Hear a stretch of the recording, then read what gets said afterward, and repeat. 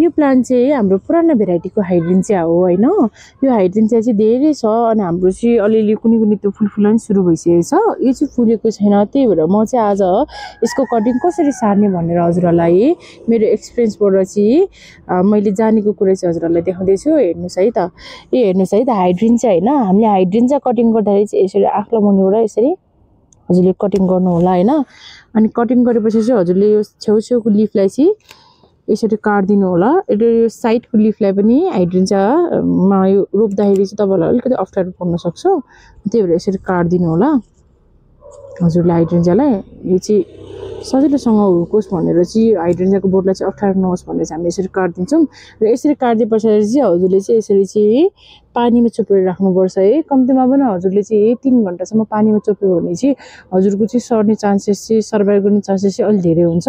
हामीले चाहिँ यो बिहानै हामीले चाहिँ यो लगभग 5-6 घन्टा भइसकेको छ हैन। हामीले चाहिँ यो बिहानै यो हाइड्रेन्जिया चोपेको भएर चाहिँ यसरी राखेको छौँ हैन। अनि यो चाहिँ हामी कसरी रोप्छौँ भनेर हजुरलाई देखाउँदैछौँ। कम्तीमा नि तपाईँले हाइड्रेन्जिया चाहिँ रोप्नुभन्दा अगाडि चाहिँ 3 घन्टा अगाडि चाहिँ पानीमा चोपेर राख्नु होला है, सबै सर्भाइभ गर्नको लागि। र हामीले चाहिँ पहिलाको जस्तै गरी नै फलो गरेर हामीले साफ युज गर्छौँ फङ्गस नलागोस् भनेर। यसरी हामी साफ हाल्छौँ र साफ हाले पछाडि चाहिँ हजुरको चाहिँ रुट हर्मोन यो चाहिँ हामीले चाहिँ 1 नम्बरको रुट हर्मोन चलाएको छौँ। यो चाहिँ सफ्ट रुट भनेर चाहिँ हजुरको सफ्ट वुड कटिङको लागि चाहिँ यो राम्रो हुन्छ, किनकि हाम्रो हाइड्रेन्जियाको यो माथिको भागहरू अलिक कलिलो हुन्छ अनि त्यति हार्ड छैन नि त हजुरको। अनि त्यो कारणले गर्दाखेरि चाहिँ हामी चाहिँ 1 नम्बरको रुट भनेर चाहिँ हजुरको यो रुट हर्मोन पनि पाउँछौँ हैन।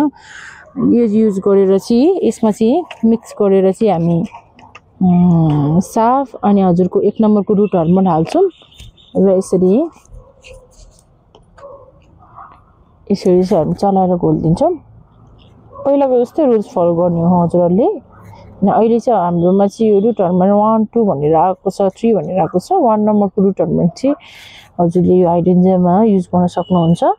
र हेर्नुहोस् है त हाम्रो हाइड्रेन्जिया हजुरले देख्न सक्नुहुन्छ। हामी चाहिँ यसरी चाहिँ पातहरू छेउछेउमा काटेको छ र हजुरले चाहिँ यसरी चोपिदिनु होला। र यसरी चोपेर लाए पछाडि चाहिँ हजुरले चाहिँ यसरी हेर्नुहोस् त, मैले चाहिँ माटो अनि खरानी पत्कर मिक्स गरेको छ। खरानी र पत्कर चाहिँ थोरै मिक्स गरेर चाहिँ माटो धेरै मिक्स गरेको छ। र हजुरले चाहिँ यसरी चोपे पछाडि चाहिँ हजुरको